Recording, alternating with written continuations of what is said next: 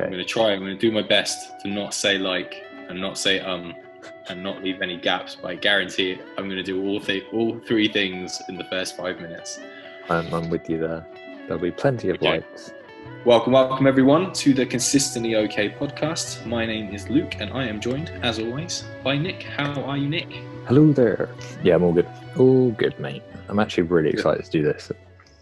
I am excited too. I'm a little bit under the weather. My voice has changed slightly from other podcasts, but bear with me if I do get a little bit worse as this goes on. But fingers crossed. Did you just rewatch SpiderVerse and then just start yelling at periods when it was really awesome? I did, yeah. I actually think it comes from laughing several times at SpiderVerse. But that is what we're going to talk about. We're going to talk about the 2018 film Spider-Man Into the Spider-Verse, which is a big favourite of both of ours. For my side of things, actually recently, although I own it on several other platforms, it just landed on Netflix in this country. So I don't know, has it just come on Netflix in the UK as well? No, I think I saw it. It's due on there the other day. I bought the Blu-ray of it recently, actually. This is why I texted you and said we should talk about it, because it was the first time I'd watched it since the cinema. I have it on. I think I have it on Blu-ray.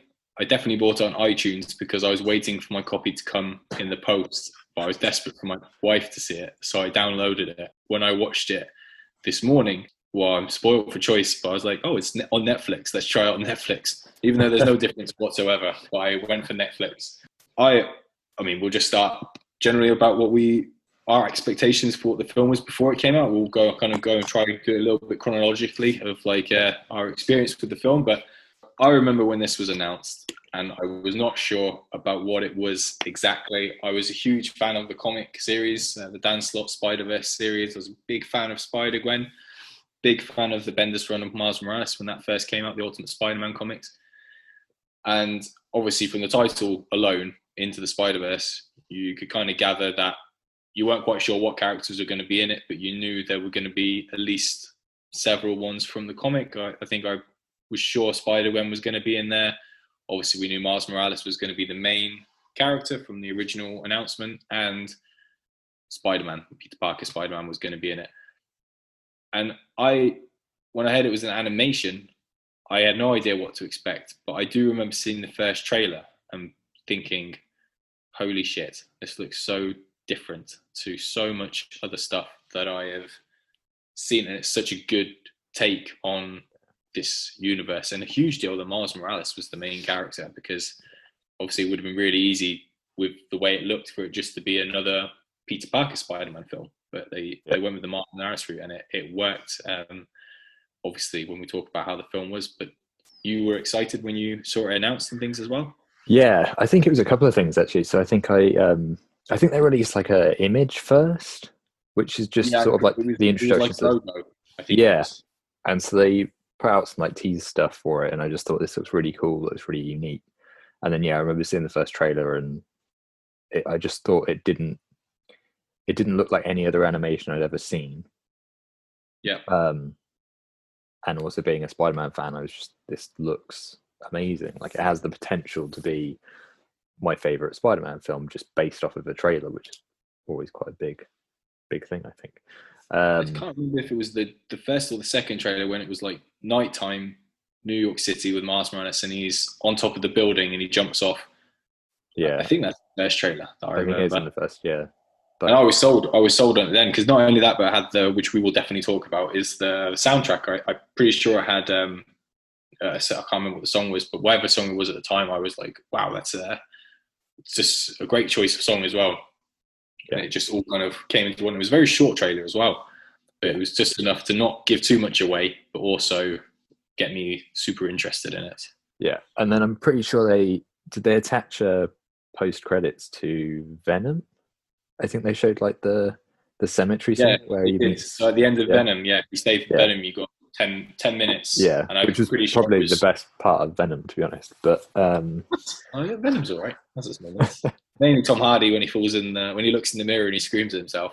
It's top-notch acting. They did, because they showed the bit when Miles Morales is dragging Peter Parker across with the train, and he's using Peter Parker's webbing to get away from the police. Yeah. And he although now we're talking about this bit, he says the line which always makes me laugh, which is the police are in the car and they say someone dressed in a Spider-Man costume dragging like a homeless corpse behind it. Yeah. Makes me laugh because it's just making Peter Parker sound even more dreadful than he actually looks. It's so good. Yes, obviously, the trailer's fantastic. When they that post credits as well. I think I remember watching that, and I think we left the cinema, and I just remember saying, I think that's got the potential to get kind of best Oscar for animated, and it just looked amazing. It was just the feel of it as well. Just looking at that post credit scene, I got a real sense of the tone of the film that they were going for. And I think it just felt fresh, didn't it? Felt really fresh, like the way it looked and everything. I mean, the arts. I mean, anyone that's an artist as well, or anyone that's into that stuff, they must have just thought this is money right here, because it just really well done. Yeah, so good. I mean, we might as well just jump into the film itself.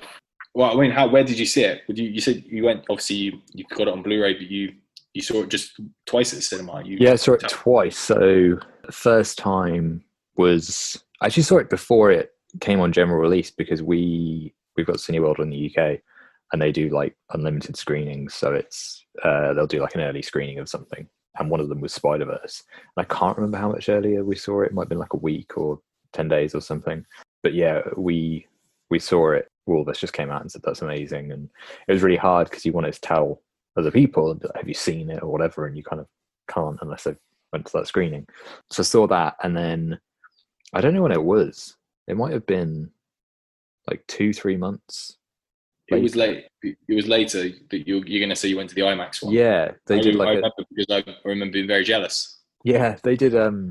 They do like an IMAX screening sometimes at the local cinema to me.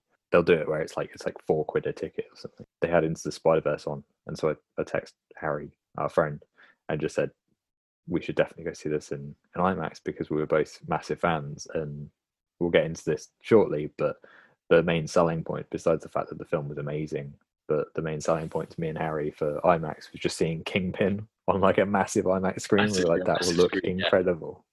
What an incredible character design that is as well. I think it's summed up Kingpin. Yeah. Do you wish you had seen it in IMAX first? Yeah, definitely. Yeah. I mean, like, it was nice to see it early, but we didn't really have the choice. It was sort of 2D or nothing, and then wait the 10 days. But I was just so eager to see the film that I was just like, I've got to go see this. So yeah, it was. I think I saw it. You saw it. You saw it earlier than I did. I remember you telling me how good it was. I remember Harry telling me how good it was. I remember thinking I was desperate to see it at the time. I went with a lot of people from my work. I think there was about 10 of us, and we all loved it. And most of us went again. I think we went again about 4 days later to see it. And I was buzzing when I came home. I remember telling my wife, who was home, I just said it was one of the best Spider-Man films I've ever seen. It was so good. And you're trying to explain how it looks, because you've got, if we link this to the actual film itself, you've got animation, you've got like, it's a comic style as well, because you have the little text boxes coming up. Yeah. You have letters just flying across the screen at random points. You have, just the style of it was so different to a lot of stuff.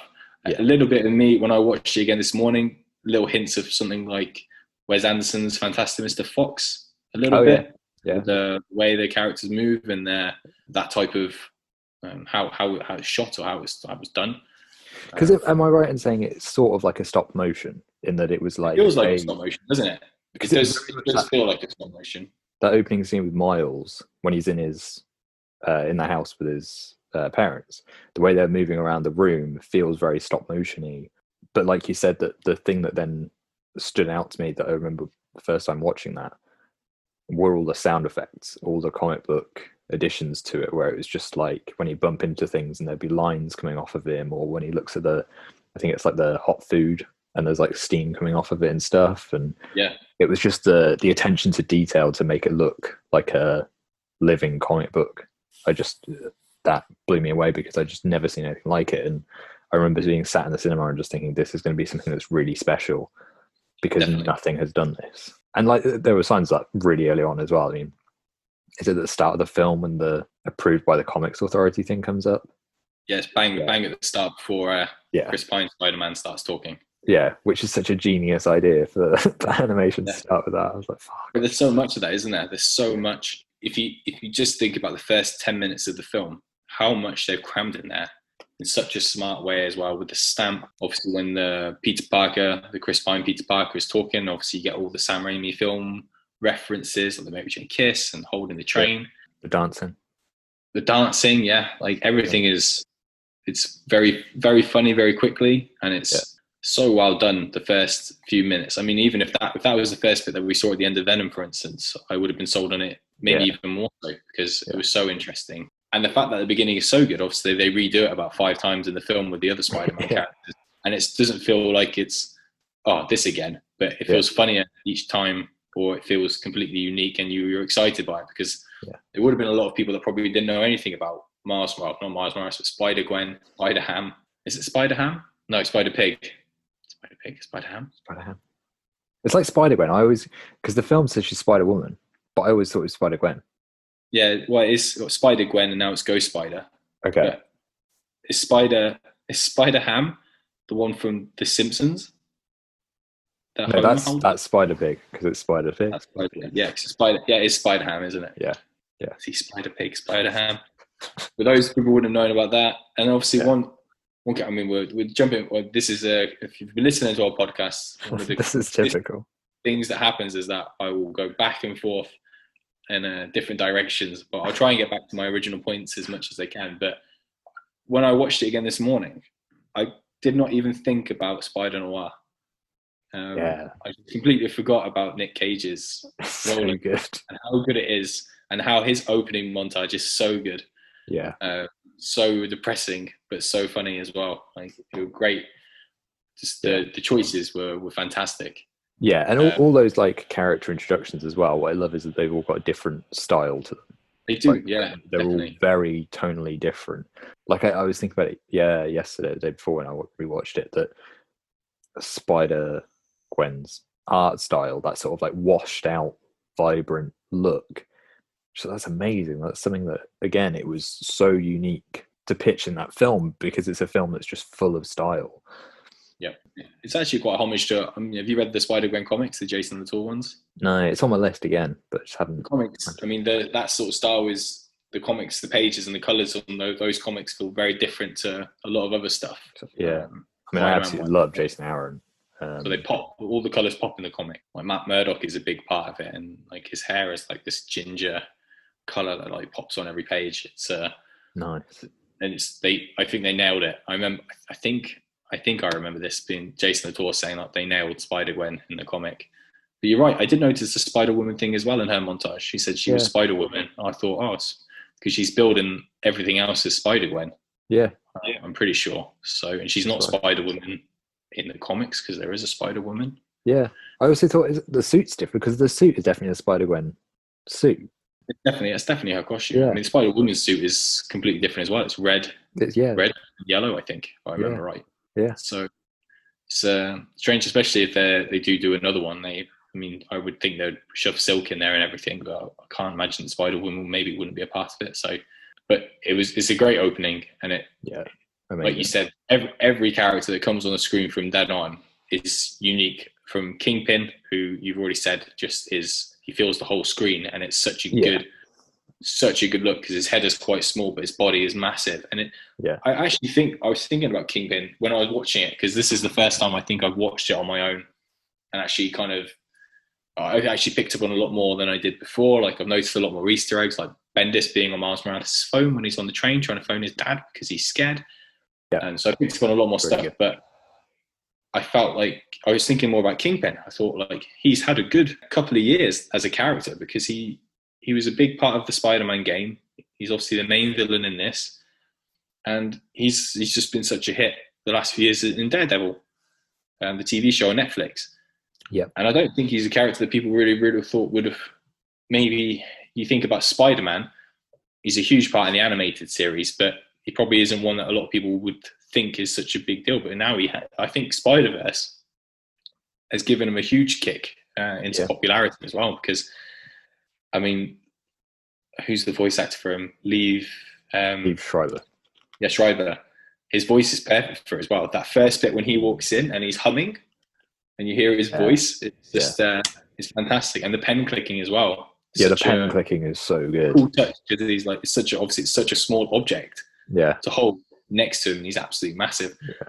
He looks fantastic. Even Tombstone, like another character. Yeah, Tombstone's very cool. It's a very cool character to have as a bodyguard, I thought.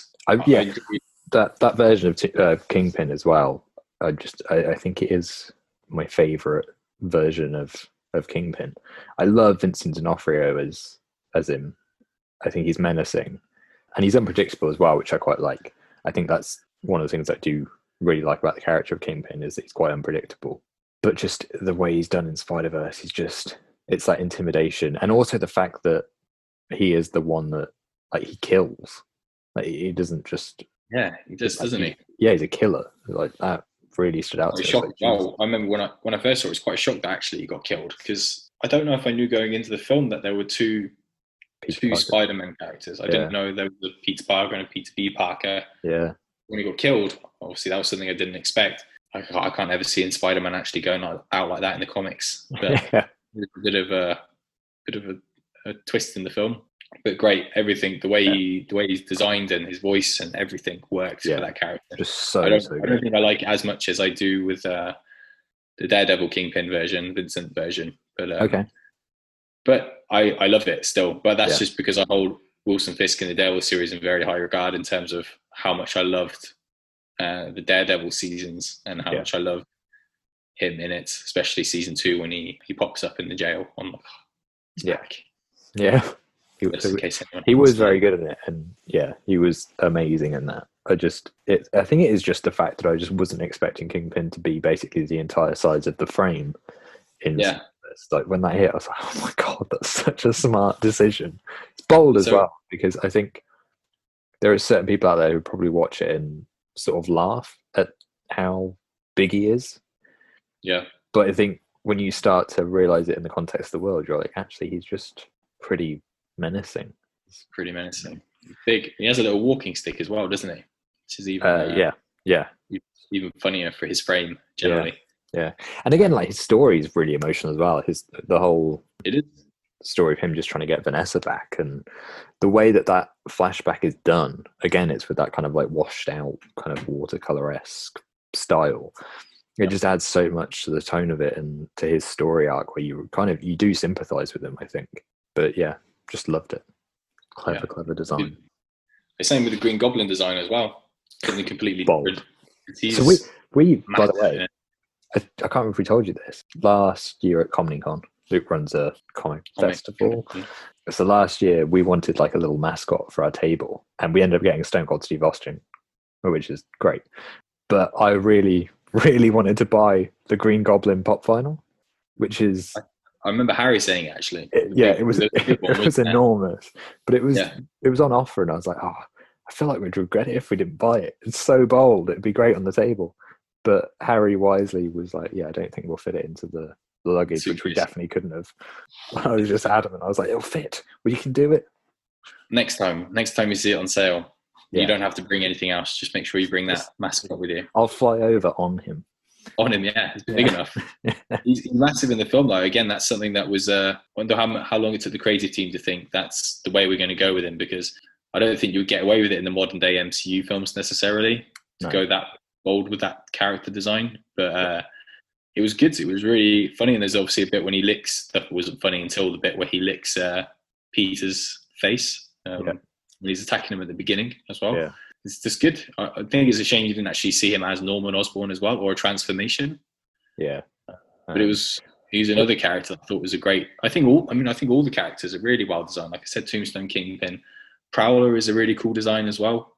Yeah. Obviously, Miles Morales, generally, like the look they had with when he's not just in his suit, but he's got his jacket and stuff and his hood up is a really cool look. Yeah. Even Peter B. Parker with a bit of a beer belly is a pretty cool decision. Yeah. Yeah, funny. I feel like everything on that was really just a really smart decision. And like you said, I wonder how much of it was there was a battle for it, like whether when they were kind of going through a concept phase, whether people were like, you can't do that, it's going to be too out there, too ridiculous, like with Green Goblin or with Kingpin. I wonder. And they I were wonder, like, I wonder how much they would. Yeah, I wonder how much they would just give them free reign, really, because I mean they came off quite a bit of success, didn't they? So it's by Phil Lord, Chris Phil Miller, Lord, yeah, Christopher Miller, yeah. So they'd done the Lego Movie. Yeah. And I know they'd done the 21 Jump Street. I swear they did another animation as well. Something else. I probably should have done more research, but they did the Lego Movie. So I wonder if they thought, well, the Lego Movie was so successful, see what you can do with these characters. And I wonder if they just got time to just develop what they wanted. I mean, if you were on the board of making decisions, or the ones who oversaw things, and you saw those first few minutes, for instance, you would probably be sold on it, wouldn't you? You'd just be like, yeah. You know, James Gunn's Suicide Squad-esque, when he said openly that the studio came and had a look at some of the footage, and they just said, just do what you want. Yeah, after like, years go for it. mismanaging films, they've just let James Gunn do what he wants. So I imagine these two got the option after anyone saw anything, just go for it. They did Cloudy with a Chance of Meatballs as well. That was it. Yes, we did. Just a good film as well. Yeah, but yeah, just really, really smart all around. The design of it, the style, just from the opening, everything is. I think in the first 20 minutes, it pretty much sets you up for the film that you're going to get. It's here's the world, here's how we're doing everything, here's all the bold choices. This is what to expect going forward. Yeah, I love it. Really, really love it. We were spoiled at that time as well, because around that time, obviously, the game came out as well. Yeah. Which also had Miles Morales moments in it as well. I think both came out in 2018, if I remember right. I think the film came out early 2018 and SpiderMan came out late 2018. You know, and here we are now.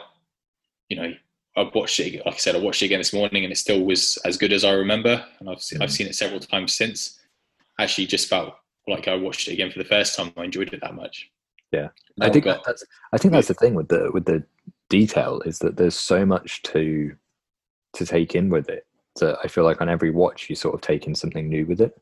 There's like new little things that stand out. Like you mentioned earlier, the sound effects of like the R, and I only clocked on this watch the symmetry of it, that there's the one of him falling where he says R, and then when he's sort of gone through his hero journey and he's become Spider-Man, it's like a woo as he goes up when he's right, is it? City. And I thought, fuck, that's such a great detail. It's just, again, it's one of those things that they've clearly sat and thought over all the details and kind of it's like they've gone through it, haven't they? They've probably watched it and thought, we've got room to add this in. And we'll do this going down. It's like, okay, but when it comes up, we'll go up as well. Just it feels very much like a complete work. Like it doesn't feel like they left a lot on the cutting room floor, or they didn't leave anything where they're like, oh, I wish I'd done that. It feels all like it was, everything's intentional, everything's in there they want to do, and they've thrown it all and given you everything. It really does feel like that. I've got the art of Into the SpiderVerse downstairs actually in my and it's a really cool. I mean, all the designs and stuff. It doesn't delve that much into what the original designs were necessarily, but it does take apart like the Kingpin design and everything. But I don't think I've read it all the way through though. There's a lot of information in there, so it's probably a gold mine for information of what the creators actually did. But I just wanted a copy, and I've looked through it, but I've not read it properly yet. But there's so much work obviously gone into it, and obviously with the sequel that they're going to do eventually. Yeah, I think it's 2022 now, probably 20. I can't remember. I mean, at least it's a film they could probably work on from their homes with the way things are at the moment in the world. Yeah. But if it's free reign with this one a lot, then sky's the limit with the sequel, isn't it? The you mentioned as well earlier on the dialogue, like the humor in it. The line that always seems to kill me is when Peter B's like, "This is just usual evil talk. In a minute, he's going to say you've got 24 hours." That whole section's just genius writing. Actually, that section has my favourite line in it, and it's probably not actually that funny to anyone, but I remember laughing at the cinema when I saw it both times. I remember laughing when I saw it with my wife. I laughed at it this morning when they've just done that bit and they fall through. Doc Ock is attacking them and Miles Morales is invisible, but he's sneaking out with the computer and the monitor. Oh, yeah. And Peter Parker's like, everything's fine. And then he catches up with Miles and he says, good news, you don't need the monitor. And he just takes the monitor away from Miles. And then you think, why is Miles carrying the monitor as well? Like, he's obviously in such a panic and he's trying to do it so well. He's carrying both things, but he's obviously really struggling. And he's holding on to both whilst he's being attacked by Doc Ock and Spider-Man's still dragging him. And then just after that, he says, this will be a good time to go invisible. no, you're not going to go invisible. Oh, I'll just get a bagel then, and he takes the bagel. I also That's part of his plan. speaking of that bagel. So again, I clocked on this one because he passes it to Miles just before they swing out into the trees. Miles then throws it off in the background, and it like hits somebody, like one of the workers. And the sound effect, I'm pretty sure the sound effect says bagel with an exclamation mark. And I was like, that's amazing. That's such a clever like sound effect. Because they throw it, and then the scientist says they took a bagel. Like, isn't that the reason they're after them? Yeah. There's so much funny quotes in there that you could just rifle off. Like, it's really. I mean, even just early on, like when he first meets Gwen, and he says that he's going through puberty. It's like, I don't know why I said it out loud. Like, he walks in the hallway, and he's like, why are my thoughts so loud? And he's looking around, and there's a really tall girl in the background. So like, he's really tall. Like, it was so utterly pointless, really, because there's no relevance at all. But it's the fact that you're just so in this teenager's head that even though he's going through a traumatic part of his life where he's finding his powers stuff, he still notices there's a really tall girl. I guess it's just his senses are heightened, but it made me laugh as well. And like, even though it's so padded out with humor, it's the story of it and the themes of it are really heartbreaking. Like Gwen's story, because I hadn't read the books of it, I didn't realize that in her world it was Peter that died, and that's why she sort of became a loner. That's just heartbreaking, the way that they've shot that, and it matches that kind of frame of that washed out, vibrant style, and the shot of her just walking alone on the street. It's just heart-wrenching. And it's the same again when you get to the Prowler stuff and his kind of journey of becoming Spider-Man. It's that tragic moment that all the Spider-Man kind of have, but with his uncle, it just hits harder, I think. Yeah, and his uncle's just, I mean, it's the Uncle Ben thing, isn't it, in a nutshell? Yeah. But Uncle Ben was then a supervillain on the side, but obviously he's got the Prowler, and everything like that intertwines, because there's loads of sad moments if you think, because Peter B. Parker's broken up with his wife, but Mary Jane on the Miles Morales dimension they were happily married still, so he can see that there was good there. And Spider-Gwen obviously is looking at Peter Parker, but her version of Peter Parker is dead. There's just loads of sad. There is loads of sadness amongst all the laughs as well. Yeah, it's very, very smart. And I think when you get to this has hit me every time I've seen it as well, when you finally get to the bit where he is becoming Spider-Man, and they do, again, it's at Symmetry. I don't know if you've seen this, but when he's with the gang and he's looking at all the costumes, he's not the right height to fit the suit. Yeah. And then when he goes back to spray paint it, he fits it. Like, he matches up to it in the reflection in the glass. That's just, I didn't know that, no. Yeah, next time you watch it, just look out for it. Like, the first time he looks at it in the glass, he's way shorter than the face of the mask. And then when he goes back to spray paint it, his face fits in the mask and the reflection. I'll have to watch it again later now. It's an excuse. It's a really nice detail. Again, it's just that kind of symmetry of his journey kind of being complete. But when he does, spray paint the costume and then he's like jumping off the building and everything, every time I've seen that, I've just wanted to stand up in the cinema and go, fuck yeah. Just like yell it really loudly, because it's just so satisfying. Loads of smart bits like that, isn't there? That's they really took their time to put those things in there as well. What did you think of the soundtrack? Yeah, amazing. Like, it's not my usual kind of style of music, I guess. Like, I had no idea who Post Malone was before I saw the film, and then that song just really stuck with me. Around now, isn't it? It'll be in your brain forever. I love the soundtrack. I still listen to the soundtrack now. Sometimes if I'm walking to work, or I'm doing other bits and stuff, if I go on my phone, it's always in like the top ones that I've played, and it's just, if you put the Post Malone Sunflower song on, you just throwing back to that film. But it's just a very, very good song, and the whole soundtrack is really good. Obviously the music's very good because it links. There's a lot of songs on there that are very calm with the sad stuff, and there's some really upbeat songs. Actually, I realised today as well, because I've listened to the album so much in between my last viewing, how many of the songs are actually in the first sort of 20 minutes of the film. Yeah. And you only get snippets of them in the film, obviously. And also, there's a lot of songs in the film that actually aren't on the soundtrack, whether it's because of certain artists and everything, or not having the songs already on their own albums, but a lot of good stuff that isn't on the soundtrack. So I thought the music was, it just all tied together with the way it looked in the soundtrack and the voice acting and things. Just fantastic. And And I think going off that as well, the score, like just the actual score, Yeah, definitely.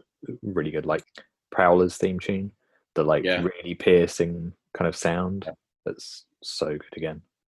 yeah, it's really good.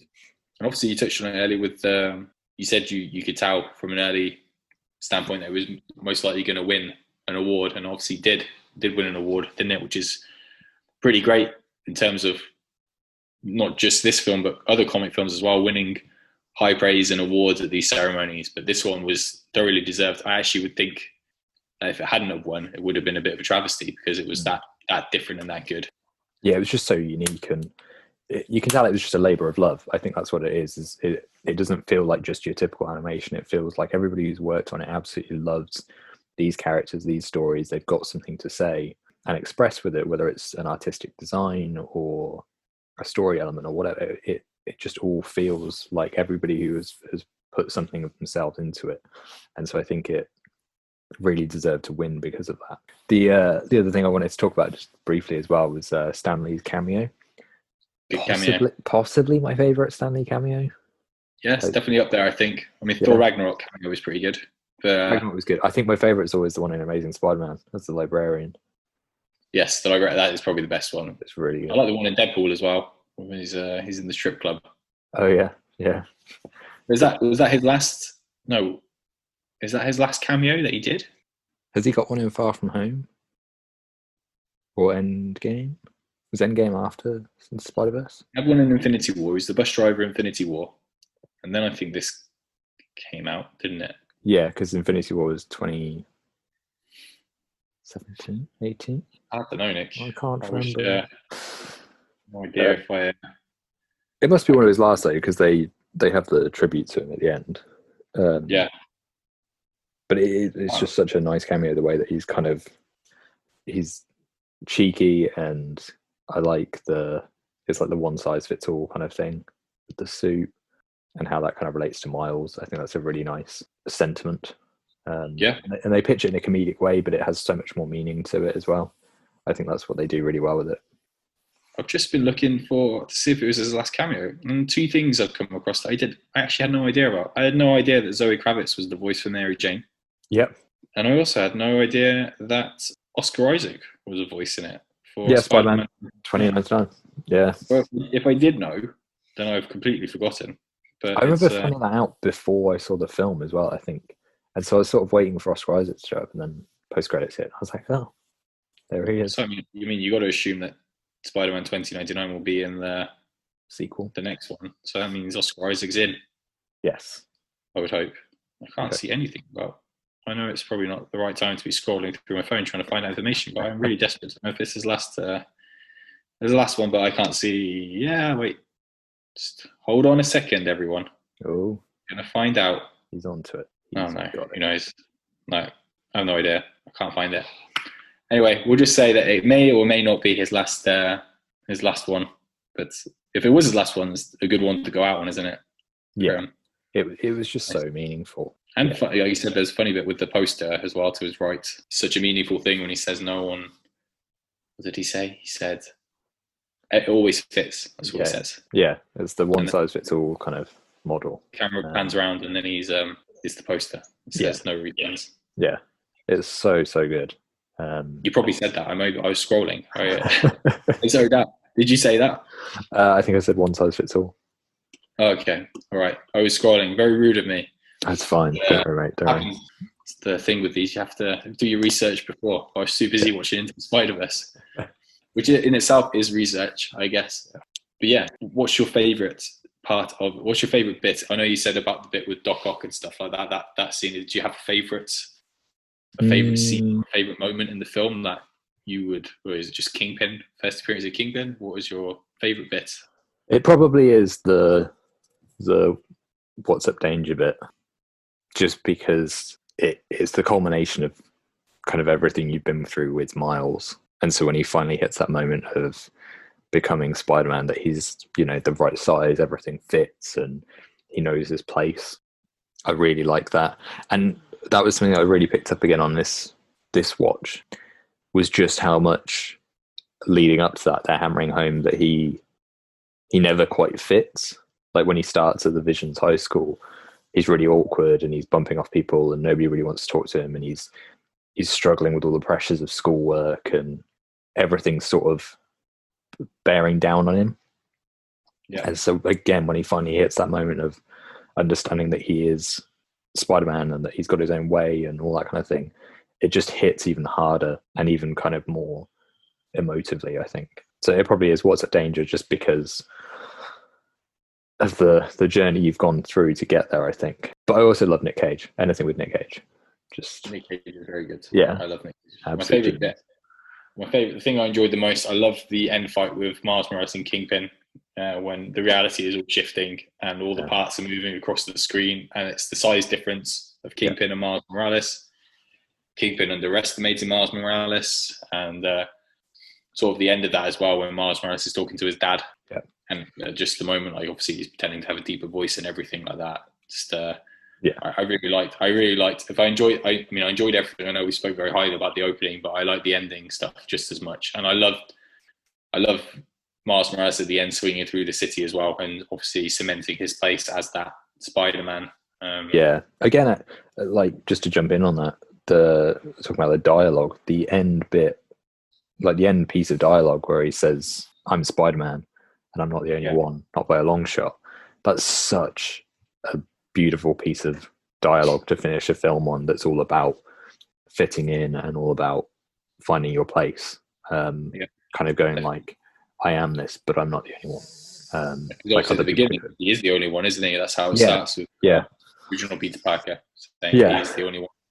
So, which is it's so good. I wanted to ask you actually, just because I know you've read probably more of the Miles kind of storyline in terms of comics and graphic novels and everything. How does it fit in with the storylines that they were telling in the comics? How do you feel it relates to him as a character? Yeah, I think it does. I mean, it's different. The comics are different as well. They've taken a lot of elements from it, but it feels like a different. It's because obviously you go straight into the Spider-Verse in this, but obviously Miles, the Spider-Verse stuff doesn't happen for so long. So Miles feels a lot younger than Peter Parker did in the comics. And he's, like you said, he's a lot more anxious and everything like that. And there's a lot of build to him becoming Spider-Man as well. It doesn't kind of happen super quick. But I think it is just different. Like he in here, they kind of throw all his powers in quite quickly, like the shock punch and everything like that. But in the comics, it's a bit more of a slow burn. It's a long time since I've read the original Ultimate Spider-Man Bendis run, but as far as I remember, it took several issues to kind of get to grips with him finding his feet as being Spider-Man, as opposed to obviously getting everything done in an hour and a half in this film. But they didn't really touch upon any of the villains really from his run either, because I can't remember who his main villain is actually in the series off the top of my head. He has a lot of the same villains, just like SpiderGwen does, but everyone has a bit of a twist on them. Because because I haven't read it. It's, again, Ultimate Spider-Man's on my list. I think I've read like the odd issue of Ultimate Spider-Man that I've just kind of had sitting around, but I've not read it like one to end kind of thing. But is it that he is on another world? Like he's in another universe? He's in a different he's in a different place. He's in the main universe now because of a storyline called Secret Wars. Was that the one? I can't remember. There was this whole thing with Doctor Doom and the Fantastic Four and everything, and all the worlds were in different places, and there were like different war zones, and they collided. But he's in a completely different. He doesn't know there's other Spider-Men or anything like that. He's the only one, and it was the Ultimate Universe, wasn't it? That was the thing. Two different. They rebooted Fantastic Four, Spider-Man, but a lot of the things were kept relatively similar, apart from Spider-Man was changed to Hispanic teenager, which was great. I mean, he's just as funny in the comics and things as Peter Parker. But that's why when the Spider-Verse thing came out, it was such a big deal, because SpiderGwen came from it, and they had Spidey 2099 in it and things, and just it was a great run. And Miles Morales was so popular as well on his own that it's good that they're both in the same universe now. Yeah. I mean, it's crazy that he's where he's come from now, because obviously he's got his own game coming out. Yeah, that was the thing I was gonna. Spider-Man game, and also, you got to think he'll be a part of the MCU eventually. They sort of teased it, didn't they, with in Homecoming because Really good. Well, Donald. Ned is the big part. I mean, Ned is from the Miles Morales comics. Oh, is he? Oh, Yeah, okay. Ned is his best friend. So he's the one. He's the one who I think he's probably. I think he's like the only person who knows because he doesn't have a girlfriend or anything for any of it or some part of it at least. But Ned is like the one he has to look after and things, and Ned is his go-to guy. But then at Homecoming, the reboot of Spider-Man, the MCU, they took Ned from the Miles Morales comics and gave him a best friend. So it's almost like Tom Holland's Spider-Man is like a Miles Morales type, or even more so than Peter Parker in a way. So that's unique. And obviously now they have hinted at it, but also with this whole multiverse thing and Electro coming back somehow through a gateway after WandaVision. I don't know.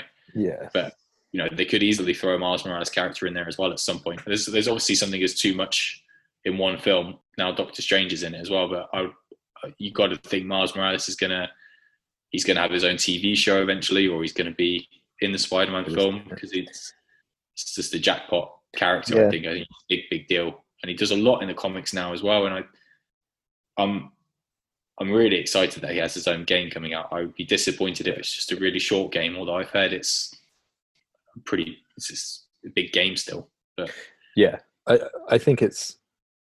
I hope it's substantial. Yeah. Just because I think he's got a really good story to tell, and especially in that world as well. Like I love that Spider-Man game. Like that's definitely a podcast for another time to discuss that.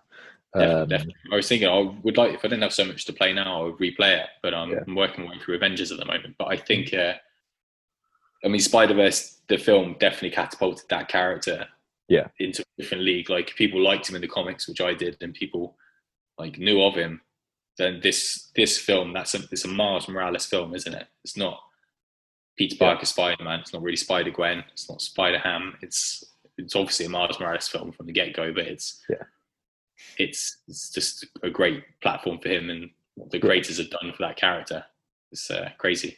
Yeah, and we kind of said we'd talk about where we saw that kind of storyline going, what we think we'd do in the future, and you kind of mentioned it there with the next Holland Spider-Man film. And how they're kind of doing multiverse with it. I wondered whether at some point, because they tried to do it with this one, where they tried to put in Garfield, Maguire, and Holland. Yeah. So I wondered whether at some point you get that, and maybe you tie in the live action film with the Spider-Verse animated film, and you kind of start to build your multiverse that way, that you can kind of say, look, they're running alongside each other effectively. They're just different universes. Do you think they could though? Do you think they could put the animated with the Tom Holland Spider-Man stuff without it seeming too far-fetched? I don't know.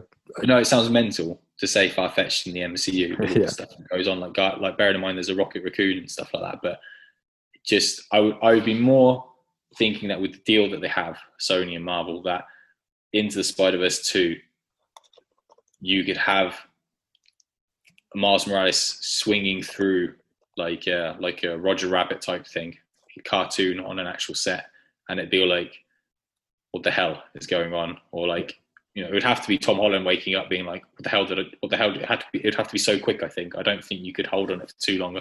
Yeah, I'd love it to be so. I mean, they're definitely going to go the way, aren't they?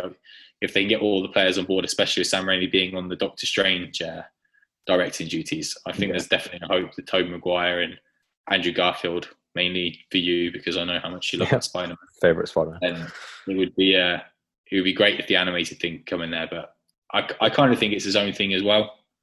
Yeah, I sort of don't. I almost don't want its crossover because I'd prefer it to just exist as its own little bubble. That's what I would like. I would rather it exist in its own little bubble, I think, overall, because I want the live action thing to happen on its own, and I think there's that multiverse, and this has got its own thing going on. I think they could hint towards they already have, haven't they? Because they've taken elements of the Peter Parker character being Tobey Maguire. Yeah, effectively, yeah. So although I guess they could happen, the same things happen in the same universe and stuff on some occasions, but I'd rather them stay separate, and I'd rather the Into the Spider-Verse films focus on like Spider-Man 2099 and other kinds of Spider-Man. Yeah, I'd really like that Spider-Man 2099 ending as well, because it's the fact that when he's introduced, he's been away doing something.